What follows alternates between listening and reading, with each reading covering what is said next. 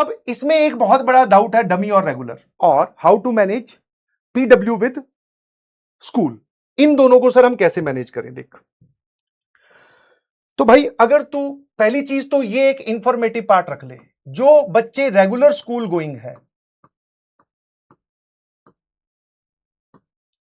ठीक है, अगर आप जेई का पुराना रिजल्ट उठाकर देखोगे, तुम्हें रिजल्ट उठा के देखने की जरूरत नहीं है, साइट पे जाकर डाउनलोड करने की जरूरत नहीं है। बेसिकली तुम जेई वाला चैनल या जितने भी पीडब्ल्यू के चैनल्स है वहां पे आप टॉपर्स का इंटरव्यू सुनो, टॉपर्स, तो आपको मैक्सिमम स्टूडेंट्स वही मिलेंगे जो रेगुलर स्कूल गोइंग है, जो मतलब अपनी जेई की प्रिपरेशन के साथ साथ स्कूल भी जाते रहे हैं, है ना।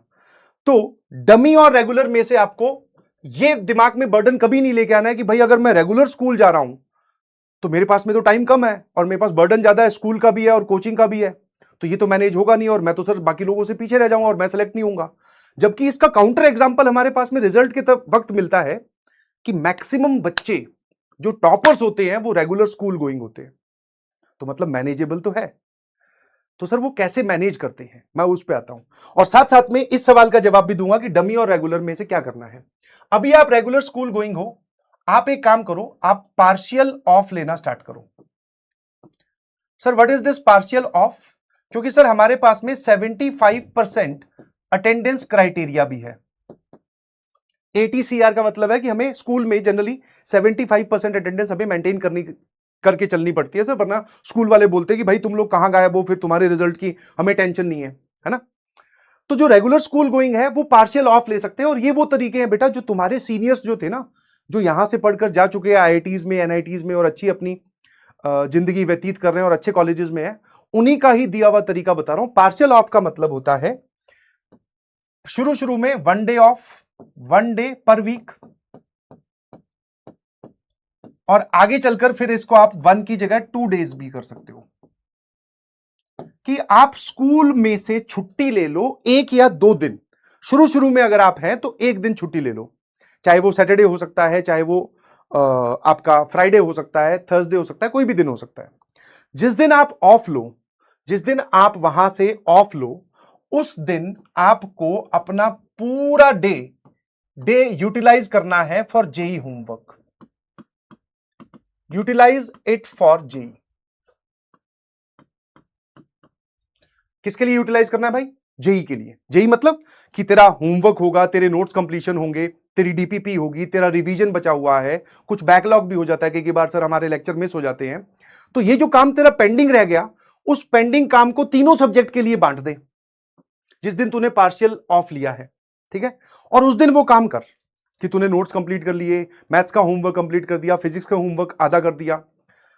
अगर तुझे लग रहा है कि जिस दिन तू पार्शियल ऑफ ले रहा है या पार्शियल ऑफ ले रही है, उस दिन अगर तुझे ऐसा लगता है कि भाई आज मैंने बहुत मैक्सिमम एफिशिएंसी दी है और मेरे को ऐसा लग रहा है कि मैंने सच में एक अच्छा काम किया है, फीलिंग ऑफ पॉजिटिविटी आए, वो अपने आप को आ जाती है भाई। जब हम काम करते हैं, मेहनत करते हैं, तो आ जाता है कि आज मैंने कुछ जिंदगी में उखाड़ा है, सच में मैंने मेहनत की है।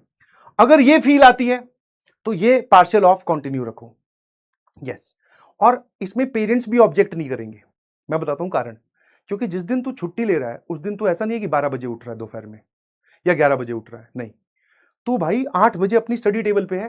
क्योंकि सर अगर मुझे स्कूल जाना होता तो 8 बजे तक स्कूल पहुंचना होता था, तो हमारी बॉडी अलार्म या फिर हमारी जो बायोलॉजिकल क्लॉक है वो तो हमें उठा देगी। बस उठकर नहा धोकर या बिना नहाए धोए नाश्ता करके आपको स्टडी टेबल पे बैठ जाना है। जनरली आप स्कूल जाते हैं वैन के थ्रू या जैसे भी। अब बस वो वाला टाइम हमारा बच गया, तो अब हम वो जेई को दे रहे हैं। तो जब माताजी और पिताजी आपस में बात कर रहे होंगे, कि पिताजी जरूर पूछेंगे शाम को, बोले आज ये स्कूल क्यों नहीं गया, तो माताजी बोलेंगे आज ये घर बैठ के पढ़ रहा था या पढ़ रही थी। बोले क्या पढ़ रहा था, क्या पढ़ रही थी? बोले ये ना होमवर्क कर रहा था अपने पता नहीं जेई का, मैं 2-3 बार चेक करके आई तो अपना लगा हुआ था।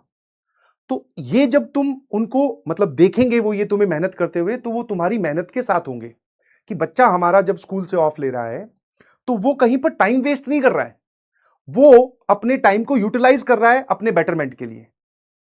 तो अगर तू हफ्ते में 2 दिन भी छुट्टी लेगा तो भी तेरे पेरेंट्स तेरे साथ होंगे, वो कभी ये नहीं बोलेंगे कि भाई, पेरेंट्स को ऑब्जेक्शन तब होगा जब तू टाइम वेस्ट करे, उठा 11 बजे 12 बजे तक ऐसे ही मोबाइल चलाता रहा, फिर खाना खाया, फिर आराम से टहल रहा है, फिर मोबाइल चला लिया, फिर नहा लिया, फिर 4 बजे क्लास अटेंड करने बैठ गया, तो तूने सुबह के टाइम पे कुछ पढ़ा ही नहीं, तो दैट इज द रॉन्ग। फिर उस केस में आप रेगुलर स्कूल जाइए, अगर आपको लग रहा है कि पार्शियल ऑफ मेरे लिए काम कर रहा है तो पार्शियल ऑफ लेते जाइए। फिर उसके बाद में आप प्लस पेरेंट्स जरूर बोलूंगा मैं, पेरेंट्स की सपोर्ट से और स्कूल वालों से बात करके फिर आप डमी भी ऑप्ट कर सकते हैं अगर आपके उधर अलाउड है तो। कई बच्चे तो ऐसे स्कूल जाते हैं जहां पर डमी अलाउड ही नहीं है, there is not an option. But कहीं पर कुछ स्कूल्स अलाउ करते हैं कि ठीक है भाई आप तुम घर रह के पढ़ाई कर लो, तुम जेई की प्रिपरेशन कर रहे हो, बच्चे स्कूल वाले भी सपोर्ट करते हैं।